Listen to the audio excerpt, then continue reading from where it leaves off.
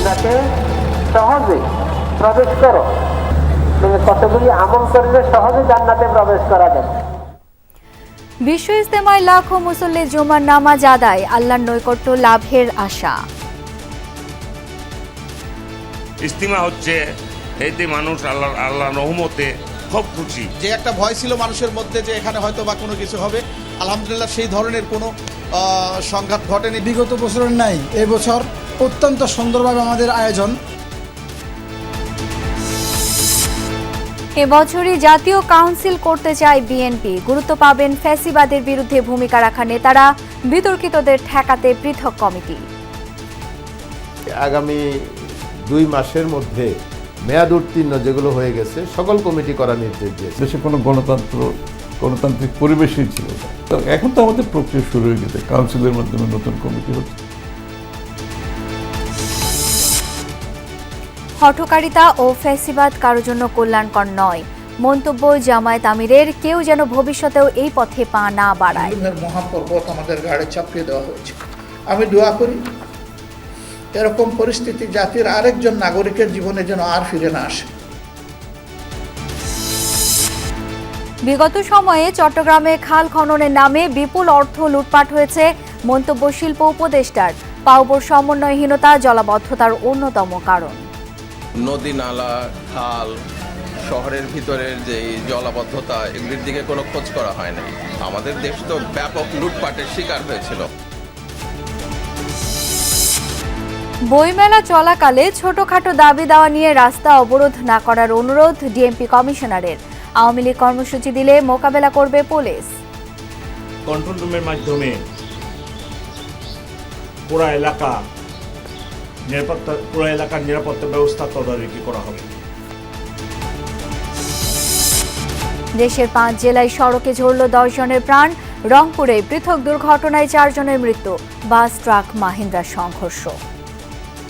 উলিপুর থেকে রংপুরে আসার পথে উনি সড়ক দুর্ঘটনায় মারা গিয়েছে। স্থানীয় লোকজনের ভাষ্য অনুযায়ী যে গাড়ি চাপা দিয়ে চলে গেছে। যুক্তরাষ্ট্রে বিমান হেলিকপ্টার দুর্ঘটনায় 40 জনের মরদেহ উদ্ধার, ব্ল্যাক বক্স উদ্ধার, প্রাথমিক ধারণায় এয়ার ট্রাফিক কন্ট্রোলের ব্যর্থতা।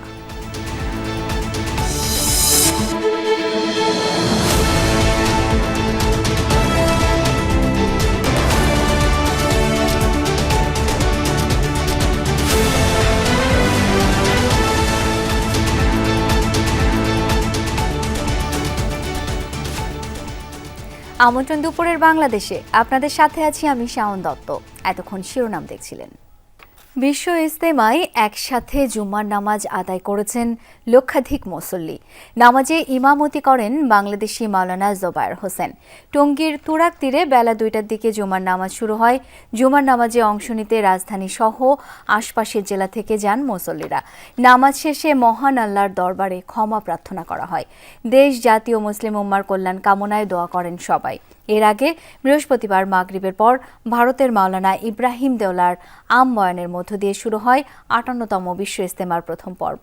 এই ধাপে ঢাকার একাংশ সহ মোট 41 জেলার মুসল্লিরা অংশ নিয়েছেন। এছাড়া 30টির বেশি দেশের হাজারো বিদেশি মেহমানও ইজতেমায় অংশ নিয়েছেন। উর্দু ভাষার মূল বয়ান বাংলা ছাড়াও ইংরেজি, আরবি, ফার্সি সহ কয়েকটি ভাষায় রূপান্তর করা হয়। রোববার আখিরি মোনাজাতের মধ্য দিয়ে শেষ হবে এই পর্ব।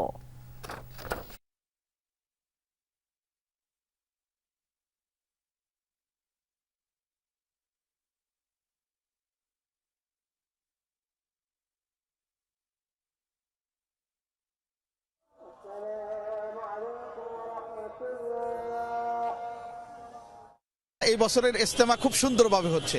যেই সংঘাত ছিল, যে একটা ভয় ছিল মানুষের মধ্যে যে এখানে হয়তো বা কোনো কিছু হবে, আলহামদুলিল্লাহ সেই ধরনের কোনো সংঘাত ঘটেনি। সুস্থ মাফিক ইজতিমা হচ্ছে এতে মানুষ আল্লাহ রহমতে খুব খুশি। বিগত বছরের নাই এবছর অত্যন্ত সুন্দরভাবে আমাদের আয়োজন, শৃঙ্খলা বাহিনী সবকিছু মিলিয়ে।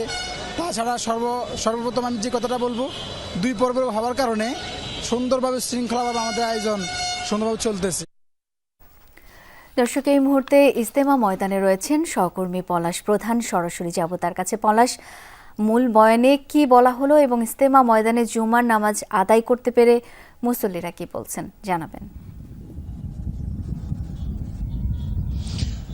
শাওন, ফজরের পর থেকে অর্থাৎ ভোররাত্রে কিন্তু গাজীপুর সহ ঢাকার পার্শ্ববর্তী যে জেলাগুলো রয়েছে সেই জেলার মুসল্লিরা কিন্তু এই ইজতেমায় এসে জুম্মা নামাজে অংশগ্রহণ করবে। এই নিয়ে কিন্তু আমরা দেখছি যে টঙ্গীমুখী যে মুসল্লিদের যে স্রোত, সেই স্রোত কিন্তু আসলে সকাল থেকে কিন্তু দেখে আসছি।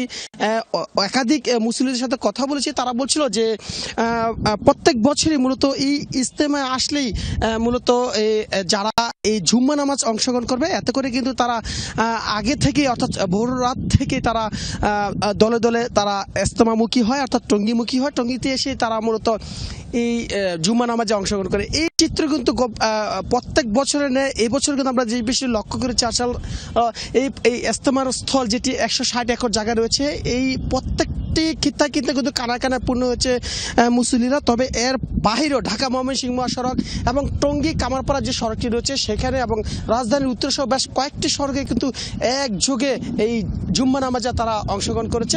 এত করে মুসল্লিরা বলছে যে এই যে এত বড় একটি জামাত, অর্থাৎ লাখ লাখ মুসল্লিদের অংশগ্রহণে যে একটি বিশাল একটি বৃহৎ একটি জামাত, এতে অংশগ্রহণ করেই কিন্তু আসলে যারা এখানে অংশগ্রহণ করছে তারা নিজেকে অনেকটাই ভাগ্যবান মনে করছে। তারা বলছিল যে যত বড় জামাতে অংশগ্রহণ করবে ততই তারা আসলে সোয়াব বা নেকির একটি বড় একটি অংশ কিন্তু হয়ে দাঁড়ায়। এতে করে যে যারা আসলে এই ইজতিমার ময়দানে যারা প্রত্যেকটা খিত্তা বসছে, যারা মুসলিমরা যারা জামাত বন্দিছে তারা তো রয়েছে, এর পাশাপাশি কিন্তু লাখ লাখ মুসলিমরা এসেই কিন্তু আমরা দেখছি তারা অংশগ্রহণ করছে। আমরা ঠিক 10টার পরে একাধিক জামাতবন্দি আসা মুসলিমের সাথে কথা বলছি, তারা বলছিল যে ময়মনসিংহ থেকে সেই ভোর রাত্রে থেকে রওনা দিয়ে এসেছে একটি উদ্দেশ্য, সেটি হচ্ছে জুম্মা নামাজকে অংশগ্রহণ করবে লাখ লাখ মানুষের সাথে, এই উদ্দেশ্য নিয়ে মূলত তারা আসছে। তবে ইজতেমাকে কেন্দ্র করে আমরা যে বিষয়টি দেখেছি যে গতকালের তুলনায় আজকে যে বিষয়টি লক্ষ্য করেছি যে কানায় পূর্ণ হয়েছে। পার্শ্ববর্তী যে এলাকাগুলো রয়েছে সেখানে আমরা দেখেছি বাটা এবং টঙ্গী স্টেশন রোড এলাকায় পার্শ্ববর্তী যে এলাকাগুলো রয়েছে সেখানেও কিন্তু বসে বসে তারা দেখছিলাম যে অংশগ্রহণ করার চেষ্টা করছে। তবে এখনও বয়ান চলছে, এই বয়ান চলবে রাত 10টা পর্যন্ত। তারা বলছিল যে পর্যায়ক্রমে প্রত্যেক ঘন্টায় আসলে যারা শীর্ষ মুরব্বীরা রয়েছে, মালানা রয়েছে, তারা উর্দুতে বয়ান করছে এবং যারা বাংলাদেশি শীর্ষ মুরব্বী রয়েছে তারা সেটি তর্জমা করে দিচ্ছে। তবে একটি অভিযোগ রয়েছে শাওন, সেটি হচ্ছে যে নামাজের পূর্ব মুহূর্তে আমরা যে বিষয়টি অভিযোগ পেয়েছি, একাধিক মুসলিমের কাছে আসলে পানির সংকট রয়েছিল, তারা অজু করতে অনেকটাই ব্যাঘাত ঘটছিল। অজুর পানি কেউ 10 টাকা স্থলে 20 টাকা 30 টাকা পর্যন্ত নিয়েছে। এই অভিযোগটি কিন্তু আসলে প্রত্যেকবারই আমরা পেয়ে থাকি, তবে এটি কিন্তু আসলে এখনো সমাধান হচ্ছে না। সেটি নিয়ে কিন্তু বেশ প্রশাসন এবং সিটি কর্পোরেশন গাজীপুর জেলা প্রশাসক নিয়ে বেশ তৎপর ছিল, যদিও এটি কিছুক্ষণ আমরা চিত্রটি দেখে আসছিলাম। শাওন, পলাশ, ধন্যবাদ আপনাকে। এবছর দলের 7ম জাতীয় কাউন্সিল করতে চায় বিএনপি। এই জন্য দায়িত্বশীল নেতাদের 2 মাসের মধ্যে 82টি সাংগঠনিক জেলা ও অধিভুক্ত উপজেলার মেয়াদ উত্তীর্ণ কমিটি পুনর্গঠনের কাজ শেষ করার নির্দেশনা দেওয়া হয়েছে। এছাড়া বিতর্কিত ও অনুপ্রবেশকারীদের ঠেকাতে জেলাভিত্তিক আলাদা কমিটিও করেছে বিএনপি। দলের শীর্ষ নেতারা জানিয়েছেন গেল 15 বছর নানাভাবে অবদান রাখা নেতারা গুরুত্ব পাবেন কাউন্সিলে। তবে নির্বাচনের আগের কাউন্সিলে দলে কতটা পরিবর্তন আসবে তা নিয়ে প্রশ্ন রয়েছে। আরিফিন শাকিলের রিপোর্ট। রাজধানী কিংবা জেলা শহর, যাদের রাজনীতি, প্রতিবাদ, প্রতিরোধ আর বঞ্চনার মিছিলে তাদের প্রাপ্তির খাতা অনেকটা শূন্য থাকাই যেন নিয়তি। এ যেমন ব্রাহ্মণবাড়িয়া বিএনপির বঞ্চিত নেতাকর্মীরা। মাঠের আন্দোলনের ত্যাগ কাউন্সিলে মূল্যায়িত না হওয়ার আশঙ্কায় ক্ষুব্ধ তারা।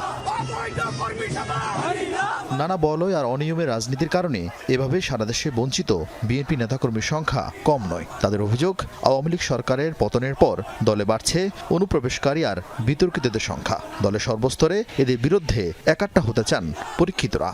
যারা অতীতে আওয়ামী লীগের সাথে ব্যবসা বাণিজ্য করে গা বাঁচিয়ে চলছে, দলের কর্মসূচিতে আসে না ঠিক করে, বিভিন্ন অজুহাত দেখায়, তাদেরকে যেন সম্পৃক্ততা না করে। আপনার ভাইস্তারে একটা নিয়ে এসে পদ দিয়ে দিলেন। আপনার গোষ্ঠীর যে 5 তারিখের আগে তার কোনো অবদান ছিল না তার গ্রুপ বাড়ি করার জন্য। শুধু ওয়ার্ড কিংবা ইউনিট নয়, বিএনপির 82টি সাংগঠনিক জেলার কোথাও কমিটি 2 সদস্যের, কোথাও নেই, কোথাও জায়গা করে নিয়েছেন বিতর্কিতরা। এর চেয়ে জীর্ণদশা থানা, পৌরসভা, ইউনিয়ন কমিটির। এমন বাস্তবতায় দল পুনর্গঠনে ইউনিট ভিত্তিক কাউন্সিল শুরু করেছে বিএনপি। বিতর্কিতদের ঠেকাতে 10 সাংগঠনিক বিভাগের জন্য করা হয়েছে পৃথক কমিটি। এই বছরের মধ্যেই আমাদের একটা জাতীয় কাউন্সিলের চিন্তা আমাদের হাইকমান্ডে চিন্তার মধ্যে আছে। এটাকে লক্ষ্য রেখে আগামী 2 মাসের মধ্যে মেয়াদ উত্তীর্ণ যেগুলো হয়ে গেছে সকল কমিটি করার নির্দেশ দিয়েছে। গণপ্রতিনিধিত্ব অধ্যাদেশ অনুযায়ী নিবন্ধিত রাজনৈতিক দলের ৩ বছর পর পর কাউন্সিল করার বিধান রয়েছে, কিন্তু বিএনপির সবশেষ জাতীয় কাউন্সিল হয়েছে ৯ বছর আগে ২০১৬ সালে।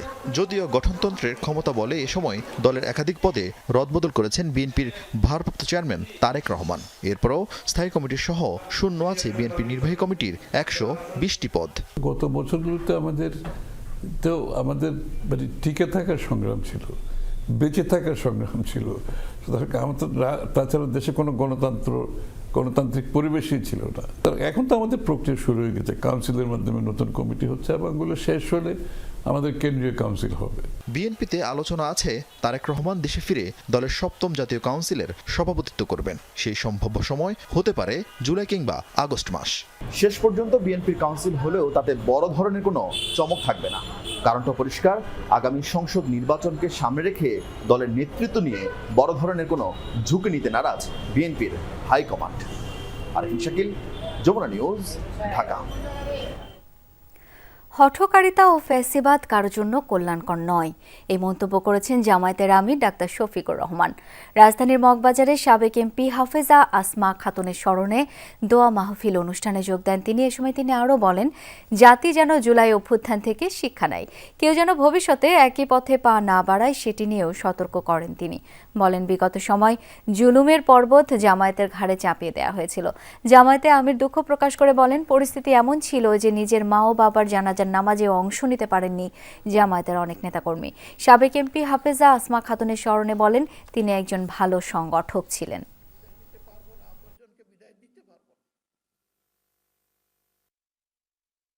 জুলুমের মহাপর্বত আমাদের ঘাড়ে চাপিয়ে দেওয়া হয়েছে।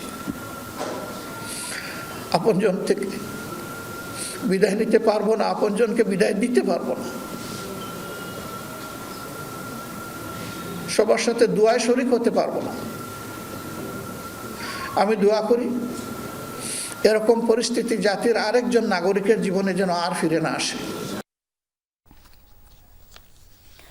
জুলাই আগস্টের গণহত্যার সরাসরি নির্দেশ ছিল সাবেক প্রধানমন্ত্রী শেখ হাসিনার।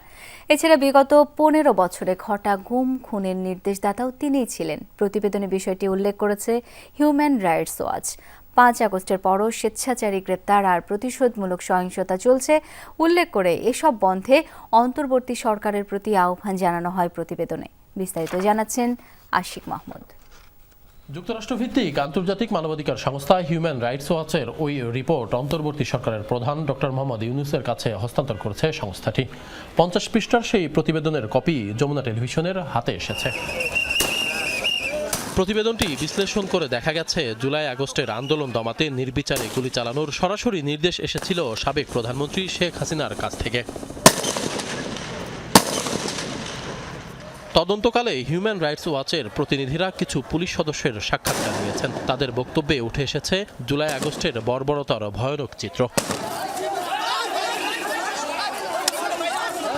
প্রতিবেদনে বলা হয়েছে, ডিএমপির সদর দপ্তরে সিসিটিভি দেখে শীর্ষ কর্মকর্তারা এমনভাবে গুলি করার নির্দেশ দিচ্ছিল যে দেখে মনে হচ্ছিল তারা ভিডিও গেম খেলছে। পায়ে নয়, আন্দোলনকারীদের গুলি করা হয়েছে বুকের ওপর, ব্যবহার হয়েছে সীসার বুলেট। আশপাশের বাসাবাড়ির জানালা বা গেটে দাঁড়িয়ে থাকা মানুষের ওপরও গুলি চলেছে, যেন কেউ নৃশংসতার সাক্ষী হতে না পারে। শুধু জুলাই আগস্টের গণহত্যাই নয়, প্রতিবেদনে উঠে এসেছে গত 15 বছরের গুম খুনের চিত্র। প্রতিবেদনে বলা হয়েছে, গত 15 বছর ধরে শেখ হাসিনার নিষ্পেষণমূলক হাতিয়ারের মূল উপাদান হিসেবে ব্যবহৃত হয়েছে নিরাপত্তা রক্ষাকারী বাহিনী। তারা পর্যায়ক্রমে বিরোধী দলের সদস্য, সমালোচক, সাংবাদিক, মানবাধিকার কর্মীদের টার্গেট করেছে। এক্ষেত্রে বানোয়াট মামলা দেয়া, নির্যাতন করা, বিচার বহির্ভূত হত্যাকাণ্ড, খেয়াল খুশিমতো গ্রেপ্তার এবং জোরপূর্বক গুম করা হয়েছে। হিউম্যান রাইটস ওয়াচের প্রতিনিধিকে একজন পুলিশ কর্মকর্তা বলেছেন, বাহিনীকে রাজনীতিকরণ করার মধ্য দিয়ে জনগণের সামনে পুলিশের ইমেজকে ক্ষতিগ্রস্ত করা হয়েছে। এই প্রতিবেদনে 5 আগস্টের পরে আইন শৃঙ্খলা রক্ষাকারী বাহিনীর ভূমিকা নিয়েও প্রশ্ন উঠেছে। বলা হয়েছে, পুলিশ আবারও স্বেচ্ছাচারিতার মাধ্যমে অজ্ঞাতনামা ব্যক্তিদের বিরুদ্ধে কোনো বাছ বিচার ছাড়াই ফৌজদারি মামলা দায়ের করছে। হিউম্যান রাইটস ওয়াচ বলছে, স্বেচ্ছাচারী এমন গ্রেপ্তার এবং প্রতিশোধমূলক সহিংসতা বন্ধ করতে হবে, নইলে সংস্কারের জন্য অন্তর্বর্তীকালীন সরকারের গৃহীত গুরুত্বপূর্ণ পদক্ষেপ ব্যাহত হতে পারে। গুম ও বিচার বহির্ভূত হত্যাকাণ্ডের পাশাপাশি র্যাব বিলুপ্তির সুপারিশও করেছে সংস্থাটি। আশিক মাহমুদ, যমুনা নিউজ, ঢাকা। আওয়ামী লীগ সরকারের সময় চট্টগ্রামে খাল খননের নামে অনিয়ম, দুর্নীতি এবং বিপুল অর্থ লুটপাট হয়েছে বলে মন্তব্য করেছেন শিল্প উপদেষ্টা আদিলুর রহমান। সকালে নগরের বারৈপাড়া ও সুন্নিয়া খাল পরিদর্শন শেষে এ মন্তব্য করেন তিনি। চলতি বছর নগরীর 21টি খাল পরিষ্কারের জন্য সরকার 10 কোটি টাকা বরাদ্দ দিয়েছে বলেও জানান আদিলুর রহমান। এ সময় পানি উন্নয়ন বোর্ডের সমন্বয়হীনতার কারণে প্রতি বছর নগরবাসীকে জলাবদ্ধতার কবলে পড়তে হয় বলে মন্তব্য করেন city mayor doctor Shahadat Hossain. ভবিষ্যতে নাগরিক ভোগান্তি নিরসনে সেবা সংস্থাগুলো সমন্বয় করে কাজ করবে বলেও জানান তিনি। নদী, নালা, খাল, শহরের ভিতরের যে জলাবদ্ধতা, এগুলির দিকে কোনো খোঁজ করা হয় নাই। আমাদের দেশ তো ব্যাপক লুটপাটের শিকার হয়েছিল, অর্থনৈতিক অবস্থা একেবারেই খারাপ করে দেওয়া হয়েছিল। আমরা সেখান থেকে রিকভার করার চেষ্টা করছি। বইমেলা ঘিরে প্রতিবারের মতো এবারও কঠোর নিরাপত্তা ব্যবস্থা গ্রহণ করা হয়েছে জানিয়েছেন ডিএমপি কমিশনার শেখ মোহাম্মদ সাজ্জাদ আলী। কোনো বইয়ে উস্কানিমূলক কথা যেন না থাকে সেটি খতিয়ে দেখতে বাংলা একাডেমিকে পরামর্শ দেন। সকালে সোহরাওয়ার্দী উদ্যানে বইমেলা নিরাপত্তা ও পরিকল্পনা নিয়ে ব্রিফিং হয়। সেখানে তিনি বলেন, পুলিশের পাশাপাশি র্যাব, গোয়েন্দা সংস্থা সহ অন্যান্য বাহিনী সতর্ক। জানান, দর্শনার্থীদের উপস্থিতি বিবেচনা করে দোয়েল চত্বর সিগন্যাল কখনো খোলা বা বন্ধ রাখা হবে। সবাইকে মেলা পরিষ্কার পরিচ্ছন্ন রাখার অনুরোধ জানান কমিশনার। ছোটখাটো দাবি দেওয়া নিয়ে এ সময় রাস্তা অবরোধ না করার অনুরোধ জানান। আওয়ামী লীগ প্রসঙ্গে বলেন, তারা কর্মসূচি দিতেই পারে, তবে সেটি মোকাবেলায় প্রস্তুত পুলিশ। জানান, নিষিদ্ধ ঘোষিত ছাত্রলীগের অনেককে গ্রেপ্তার করা হয়েছে। এ নিয়ে কোনো শঙ্কা দেখছেন না পুলিশ কমিশনার।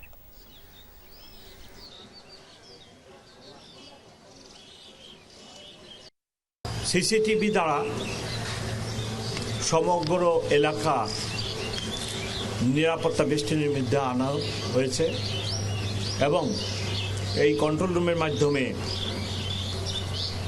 পুরো এলাকার নিরাপত্তা ব্যবস্থা তদারকি করা হবে।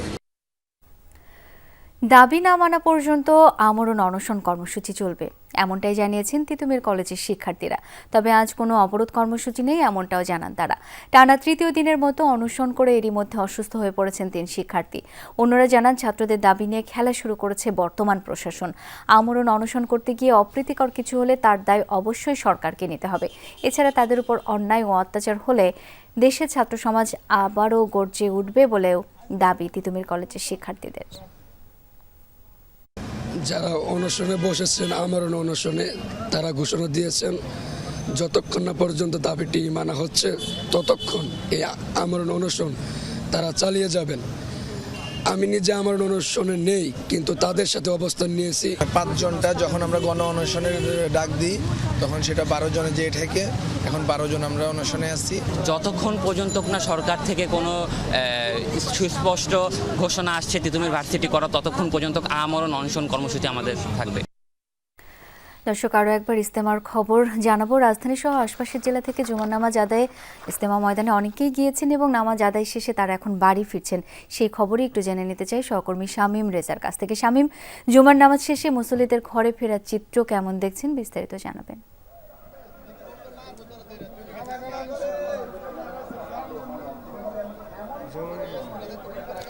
শুরায়ে নেজামের আয়োজনে 58তম ইজতেমা অনুষ্ঠিত হচ্ছে। সকাল থেকে নানা আয়োজনের মধ্য দিয়ে সবশেষ জুমার নামাজ শেষ হলো। জুমার নামাজ শেষ করে এখন মুসাল্লিরা যার যার গন্তব্যে যাচ্ছেন। এখন যেসব মুসাল্লিরা নামাজে অংশ নিয়েছেন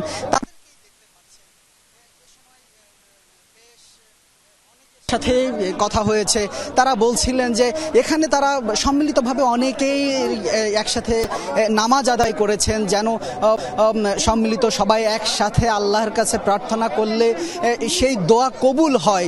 এজন্যই তারা অনেক কষ্ট হলেও অনেক দূর থেকে, দূর দূরান্ত থেকে এই বিশ্ব ইজতেমার এই মাঠে এসেছেন, নামাজে অংশ নিয়েছেন।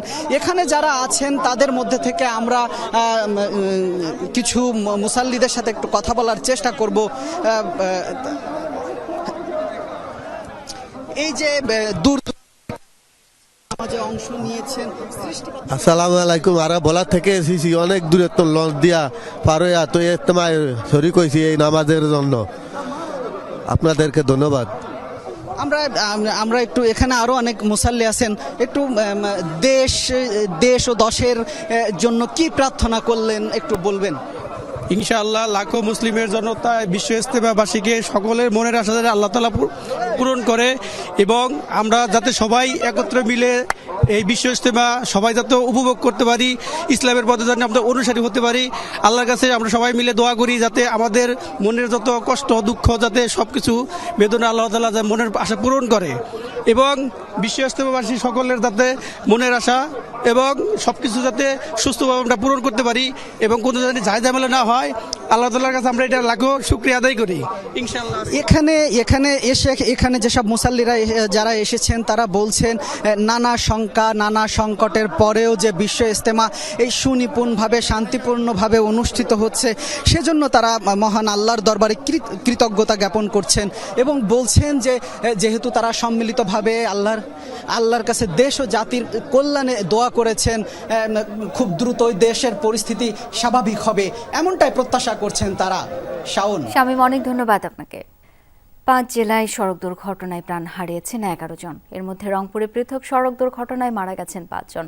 সকালে রংপুর কুড়িগ্রাম মহাসড়কের 7 মাথা এলাকায় দুর্ঘটনা ঘটে। পুলিশ জানায় ঢাকা থেকে কুড়িগ্রাম যাচ্ছিল যাত্রীবাহী একটি বাস। চায়না সিনেমা হলের সামনে পৌঁছলে পাশ কাটাতে গিয়ে বিপরীত দিক থেকে আসা একটি ট্রাক ধাক্কা দেয় বাসটিকে। নিয়ন্ত্রণ হারিয়ে ট্রাকটির ধাক্কা লাগে পেছনে থাকা মাহিন্দ্রায়। ঘটনাস্থলে প্রাণ হারান মাহিন্দ্রার 3 যাত্রী। মরদেহগুলো উদ্ধার করে রংপুর মেডিকেল কলেজ হাসপাতালের মর্গে পাঠানো হয়েছে। এছাড়া নিশবেদগঞ্জ ও পীরগঞ্জে পৃথক 2 সড়ক দুর্ঘটনায় প্রাণ হারিয়েছেন 2 জন। এছাড়া কুষ্টিয়া, ময়মনসিংহ, চাঁদপুর, টাঙ্গাইলের সড়ক দুর্ঘটনায় প্রাণ গেছে 6 জনের। উলিপুর থেকে রংপুরে আসার পথে উনি সড়ক দুর্ঘটনায় মারা গিয়েছে। মারা দিয়েছে, পরে স্থানীয় লোকজনের ভাষ্য অনুযায়ী গাড়ি চাপা দিয়ে চলে গেছে। রংপুরে হত্যা মামলায় সাবেক সমাজ কল্যাণ মন্ত্রী নুরুজ্জামান আহমেদের 5 দিনের রিমান্ড মঞ্জুর করেছেন আদালত। বৈষম্য বিরোধী ছাত্র আন্দোলনে মাহমুদুল হাসান মুন্না নামে এক পথচারীকে হত্যা মামলায় সকালে রংপুর মেট্রোপলিটন ম্যাজিস্ট্রেট আমলি আদালত 3-এ নুরুজ্জামানকে হাজির করে পুলিশ। 15 দিনের রিমান্ড আবেদনের শুনানি শেষে বিচারক 5 দিনের পুলিশি হেফাজত মঞ্জুর করেন। এর আগে বৃহস্পতিবার রাতে রংপুর নগরীর পোস্ট অফিসের গলিতে এক আত্মীয়ের বাসা থেকে তাকে গ্রেপ্তার করা হয়। মুন্না হত্যাকাণ্ড ছাড়াও রাজধানীর যাত্রাবাড়ি থানায় 2টি হত্যা মামলা এবং আন্দোলনে হামলা ও হত্যা চেষ্টা সহ একাধিক মামলার আসামি সাবেক মন্ত্রী নুরুজ্জামান আহমেদ। 15 দিনের রিমান্ড চেয়ে আবেদন করি। বিজ্ঞ আদালত ওনার 5 দিনের রিমান্ড মঞ্জুর করেছেন। আমাদের মামলা তদন্তের স্বার্থে জিজ্ঞাসাবাদ চলমান রয়েছে। ঘটনা আমাদের রংপুরে, উনি লালমনিরহাটে। এমন কোনো সিসিটিভি ফুটেজ বা এমন কোনো প্রমাণ দেখাইতে পারবে না যে উনি এটার মধ্যে জড়িত ছিল। সিরাজগঞ্জের রবীন্দ্র বিশ্ববিদ্যালয়ের পরিচালক সহ এক গ্রামেরই 37 জন। তাদের মধ্যে 5 জন আবার একই পরিবারের। এরকম আরও 4টি পরিবারের বেশ কয়েকজন আছেন এই তালিকায়। সব মিলিয়ে 196 জন কর্মকর্তা কর্মচারী নিয়োগে স্বজনপ্রীতি সহ দুর্নীতির অভিযোগ উঠেছে। এ নিয়ে আদালতে মামলাও করেছেন কয়েকজন চাকরি প্রার্থী। যদিও অভিযুক্তরা দাবি করেছেন যথাযথ প্রক্রিয়াতেই চাকরি পেয়েছেন সবাই। তদন্ত করছে দুদক। শাহজাদপুরের প্রত্যন্ত পল্লী ব্রজবালা এই এলাকার সন্তান গোলাম সারোয়ার ছিলেন রবীন্দ্র বিশ্ববিদ্যালয়ের অর্থ ও হিসাব দফতরের পরিচালক। সম্প্রতি সাময়িক বরখাস্ত হয়েছেন তিনি। তার গ্রামের 36 জন চাকরি করছেন বিভিন্ন পদে, 5 জন আবার একই পরিবারের সদস্য। গোলাম সারোয়ার আমার বন্ধু, তো ও রবীন্দ্র বিশ্ববিদ্যালয়ে একটা বড় পোস্টে চাকরি করে, সেই সুবাদে হয়তো এই চাকরিগুলো হয়েছে। বিশ্ববিদ্যালয়ের পরিকল্পনা ও উন্নয়ন দফতরের উপপরিচালক শিবলি মাহবুব, তার স্ত্রী ও শ্যালক সহ কয়েকজন আত্মীয় চাকরি করছেন শিক্ষা প্রতিষ্ঠানটিতে। সঙ্গীত বিভাগের চেয়ারম্যান রওশন আলমের ভাই ভাবি সহ 5 জন এবং সাবেক রেজিস্ট্রার সোরাপ আলীর বেশ কয়েকজন আত্মীয় কর্মরত বিশ্ববিদ্যালয়ে। স্বজনপ্রীতি দুর্নীতির মাধ্যমে মোট 196 জনকে নিয়োগের অভিযোগে মামলা করেছেন কয়েকজন চাকরি প্রার্থী। ভিসি ছিলেন ডক্টর বিশ্বজিৎ ঘোষ, রেজিস্ট্রার সোরহাব আলী। তারা কিছু লোক তাদের আজ্ঞাবাহ আমি বলবো তাদের লোক নিয়োগ দেয়। সিলেকশন করে অ্যাপয়েন্টমেন্ট দেওয়ার পূর্ব মুহূর্তে ওনার 3 জন অফিসার আমার কাছে কিছু অনৈতিক আবদার করে, তো সেটা আমি গ্রহণ করিনি। আমি না গ্রহণ করে আমি আদালতে দ্বারস্থ হই। আমি হাইকোর্টে আবেদন জানাই, মামলা করি।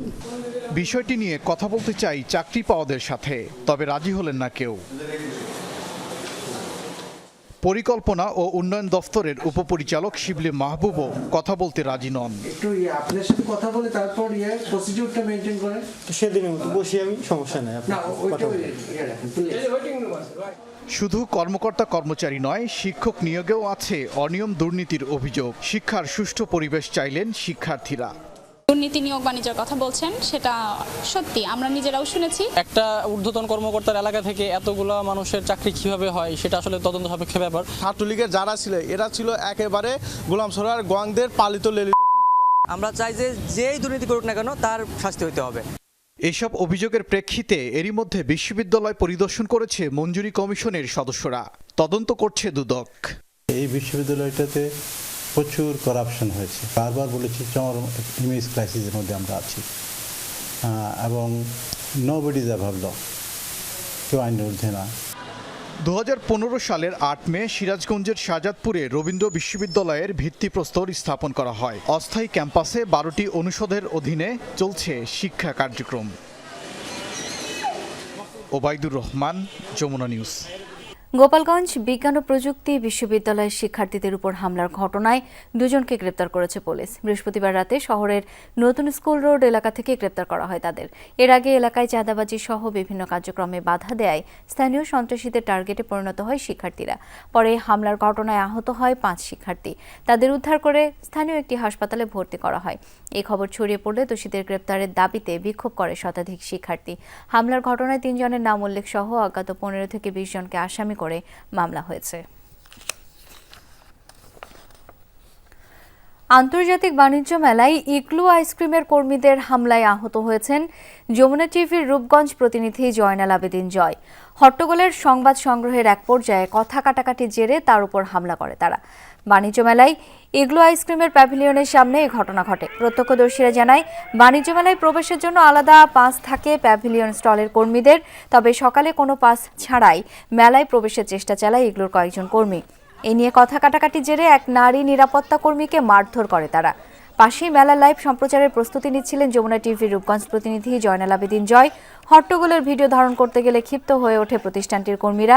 ছিনিয়ে নেয় সাংবাদিকের 2টি মোবাইল ও মাইক্রোফোন।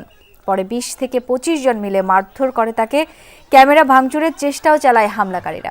এই ঘটনায় 2 জনকে আটক করেছে আইন শৃঙ্খলা বাহিনী। আহত সাংবাদিক জয় চিকিৎসাধীন।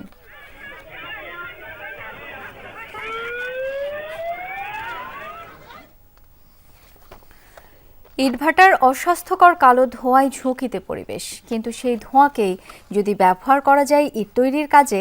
দিনাজপুরে চায়না টানেল পদ্ধতিতে ইট তৈরি করা হচ্ছে, যেখানে সকল কার্যক্রম হয় একটি শেডের ভেতর। এতে যে ধোঁয়া তৈরি হয় তার বেশিরভাগই ব্যবহার হয় ইট শুকানোর কাজে। ফলে ইট তৈরির কাজ অনেকটাই হয়ে উঠেছে পরিবেশ বান্ধব।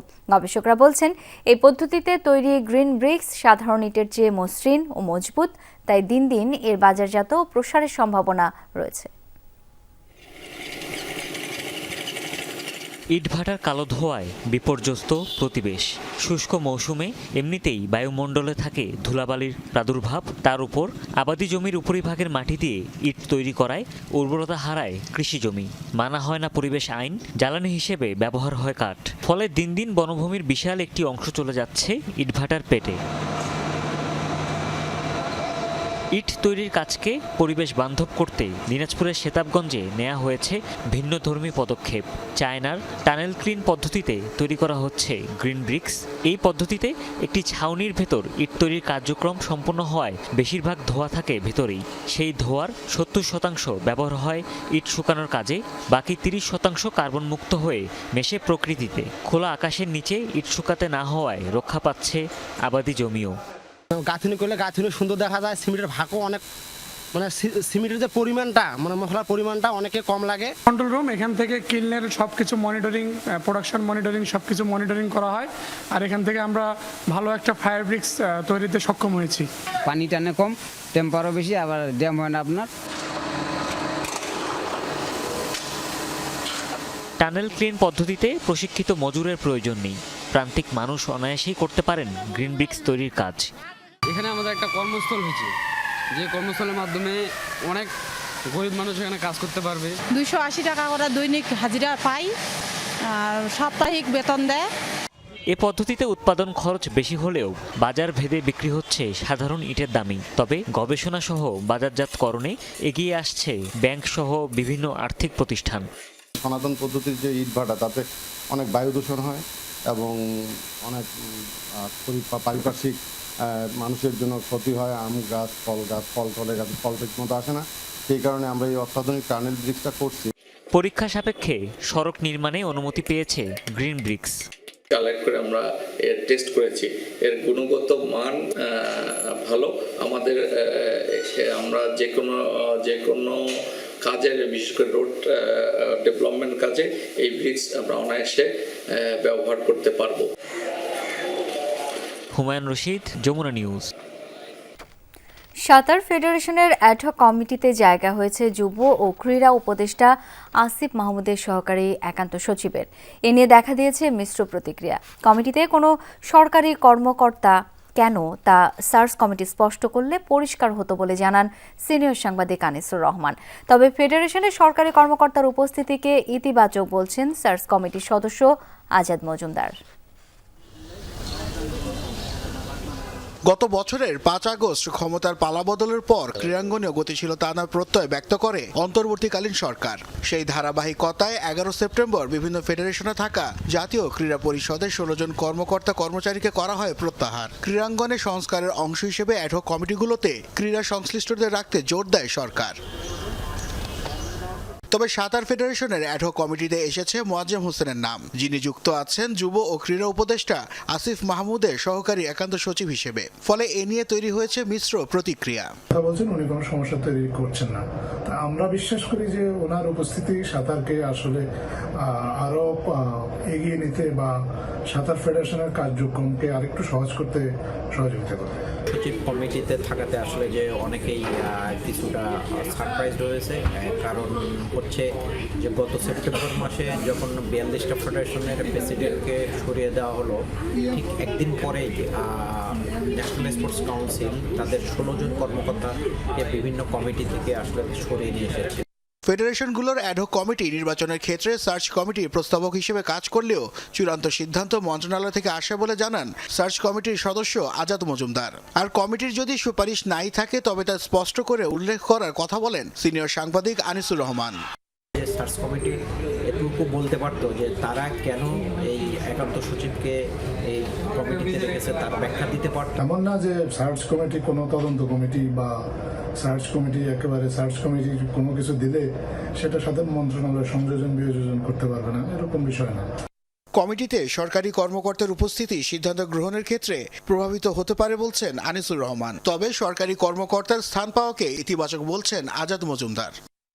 সরকারের সাথে সংশ্লিষ্ট কেউ যদি কোনো ওই ফেডারেশনে থাকে, এটা বরঞ্চ ইতিবাচকভাবে দেখা উচিত। এই কারণে যে তাতে করে সরকারের সাথে সরাসরি যোগাযোগের একটা সুযোগ তৈরি হয়। আমার মনে হয় না যে একান্ত সচিব কমিটিতে থাকলে কোনো সিদ্ধান্ত গ্রহণের সরকারের হস্তক্ষেপ হবে, তবে এটা ঠিক যে প্রভাবিত হতে পারে। সাঁতারকে সামনের দিকে এগিয়ে নিতে সকলের সম্মিলিত অংশগ্রহণের তাগিদ সংশ্লিষ্টদের। নাসিফ শুভ, যমুনা স্পোর্টস, ঢাকা। যুক্তরাষ্ট্রে বিমান হেলিকপ্টার সংঘর্ষের প্রাথমিক তদন্তে মিলেছে এয়ার ট্রাফিক কন্ট্রোলের ব্যর্থতার প্রমাণ। তদন্তকারীরা বলছেন এটিসিতে 2 জন দায়িত্ব পালনের নিয়ম থাকলেও দুর্ঘটনার সময় ছিলেন 1 জন। উদ্ধার করা হয়েছে বিমানের ব্ল্যাক বক্স। এদিকে 67 আরোহীর কেউই বেঁচে নেই জানিয়েছে কর্তৃপক্ষ। এখন পর্যন্ত উদ্ধার করা হয়েছে 40 জনের মরদেহ। এই দুর্ঘটনায় উদ্বিগ্ন বিমানে চলাচলকারীরা। নিখোঁজ আরোহীদের মরদেহের খোঁজে পটোম্যাক নদীতে চলছে তল্লাশি অভিযান। প্রচণ্ড ঠান্ডার কারণে কঠিন হয়ে উঠেছে উদ্ধার কার্যক্রম। কর্তৃপক্ষ বলছে সামরিক হেলিকপ্টার এবং যাত্রীবাহী বিমানটির কোনো আরোহী আর বেঁচে নেই। এদিকে পটোম্যাক নদী থেকে উদ্ধার করা হয়েছে বিধ্বস্ত হওয়া বিমানের ব্ল্যাক বক্স। সামনে এসেছে দুর্ঘটনার আগ মুহূর্তে মিলিটারি হেলিকপ্টারটির সাথে কন্ট্রোল প্যানেলের কথোপকথন। ট্রাফিক কন্ট্রোলার হেলিকপ্টারের চালককে যাত্রীবাহী বিমানটি দেখতে পাবার কথা জিজ্ঞাসা করলেও পাওয়া যায়নি উত্তর। তদন্তকারীরা বলছেন এটিসিতে 2 জন দায়িত্ব পালনের নিয়ম থাকলেও দুর্ঘটনার সময় সেখানে 1 জন ছিলেন। আমরা সর্বোচ্চ প্রচেষ্টাই চালাচ্ছি। একদিকে মরদেহ উদ্ধার এবং অন্যদিকে দুর্ঘটনার কারণ জানতে চলছে তদন্ত। বিমান, হেলিকপ্টার কিংবা আবহাওয়া, 3টার যে কোনো কারণেই এই দুর্ঘটনা হতে পারে। এ অবস্থায় ক্ষোভ জানিয়ে প্রেসিডেন্ট ট্রাম্প বলেন, নিয়োগ প্রক্রিয়ার গাফিলতির কারণেই এমন দুর্ঘটনা। বিমান চলাচল কর্তৃপক্ষ শারীরিকভাবে অক্ষম ব্যক্তিদের এ ধরনের গুরুত্বপূর্ণ এবং সংবেদনশীল পদে নিয়োগ দিয়েছে, যার কারণেই দুর্ঘটনা। তাই নতুন প্রশাসন এসব পদে পুনরায় নিয়োগ দেবে। বিমান চলাচলের সর্বোচ্চ নিরাপত্তা আমরা নিশ্চিত করতে চাই। এদিকে রোনাল্ড রিগান ওয়াশিংটন ন্যাশনাল এয়ারপোর্টের মতো বিমানবন্দরে এমন দুর্ঘটনার পর আতঙ্কিত যাত্রীরাও। জানি এ ধরনের দুর্ঘটনা হয়তো জীবনে একবারই হবে, কিন্তু মনকে তো বোঝানো সম্ভব না, তাই ভয় লাগাটাই স্বাভাবিক। মার্কিন গণমাধ্যমগুলো বলছে, দীর্ঘদিন ধরেই রোনাল্ড রিগান ওয়াশিংটন ন্যাশনাল এয়ারপোর্টের কন্ট্রোল রুমে লোকবল সংকট চলছে। মীর মুশফিক আহসান, যমুনা নিউজ। মুক্তি পেলেন ফিলিস্তিনের আলোচিত স্বাধীনতাকামী জাকারিয়া জুবায়েদি। ফিল্মি কায়দায় 5 বন্দীকে নিয়ে ইসরায়েলি কারাগার থেকে পালিয়ে সৃষ্টি করেছিলেন আলোড়ন। একসময় ছিলেন ফাতার সামরিক শাখা আল আকসা শহীদ ব্রিগেডের কমান্ডার। বৃহস্পতিবার জিম্মি বিনিময় চুক্তির আওতায় 109 ফিলিস্তিনির সাথে তিনিও মুক্তি পান। ফাতা নেতা জাকারিয়া জুবাইদিকে বরণে পশ্চিম তীরে এই ঢল। ইসরায়েলে কারাবন্দী সবচেয়ে আলোচিত স্বাধীনতাকামীদের একজন তিনি। সবশেষ 2021 সালে তিনি এসেছিলেন আলোচনায়। অন্যতম সুরক্ষিত কারাগার গিলবোয়া থেকে অভিনব কায়দায় পালান তিনি। দীর্ঘদিন ধরে খুঁড়েছিলেন গারদে লাগোয়া টয়লেটের নিচে সুড়ঙ্গ, যার বহির্মুখ ছিল কারাগারের বাইরে। ফিল্মি কায়দায় আরও 5 বন্দীকে নিয়ে পালানোর এই ঘটনা সে সময় বেশ আলোড়ন তুলেছিল। কদিন পরে অবশ্য গ্রেফতার হন জাকারিয়া। কারাগার থেকে পালানোর ঘটনায় শোনানো হয় বাড়তি 5 বছর কারাদণ্ড। এর আগে ইসরায়েল বিরোধী অবস্থান এবং স্বাধীনতার জন্য সশস্ত্র লড়াই করায় বেশ কয়েকবারই যেতে হয় কারাগারে। মাত্র 13 বছর বয়সে ইসরায়েলি সেনাদের লক্ষ্য করে পাথর ছুঁড়ে গুলিবিদ্ধ হন। 15 বছরে প্রথমবার যান কারাগারে। 6 মাস পর পান মুক্তি। এরপর আবারও আইডিএফের ওপর ককটেল হামলার অভিযোগে কারাভোগ করেন 4.5 বছর। দ্বিতীয় ইন্তিফাদার সময় 2001 সালে ফাতার সামরিক শাখা আল আকসা শহীদ ব্রিগেডের কমান্ডার নিযুক্ত হন জাকারিয়া। বেশ কয়েকবারই জড়ান সশস্ত্র সংঘাতে। 3বার তার বাড়িঘর গুঁড়িয়ে দিয়েছে ইসরায়েলি বাহিনী। তাকে 4বার হত্যা চেষ্টা করে ব্যর্থ হয় শত্রুরা। ইয়াসির আরাফাতের মৃত্যুর পর মাহমুদ আব্বাস ক্ষমতায় গেলে অবশ্য বদলে যায় পরিস্থিতি। ফাতার সামরিক শাখাকে নিরস্ত্রীকরণের সিদ্ধান্ত নেন তিনি। ইসরায়েলের সাথে চুক্তি করে নির্দেশ দেন সশস্ত্র সদস্যদের আত্মসমর্পণের। সে সময় তিনিও অস্ত্র ফেলে দেওয়ার সিদ্ধান্ত নেন। অবশ্য 2019 সালে জাকারিয়াকে আবারও গ্রেফতার করে ইসরায়েল। লড়াইয়ের পাশাপাশি চালিয়ে গেছেন লেখাপড়াও। তার মাস্টার্সের থিসিসে পাওয়া যায় নিজের প্রতিরোধ জীবনের প্রতিফলন। নিজেকে সংজ্ঞায়িত করেন শিকারীকে পরাস্ত করা ড্রাগন হিসেবে। মোস্তফা মাহমুদ, যমুনা নিউজ। এই ছিল দুপুরের বাংলাদেশে। ধন্যবাদ এতক্ষণ সাথে থাকার জন্য।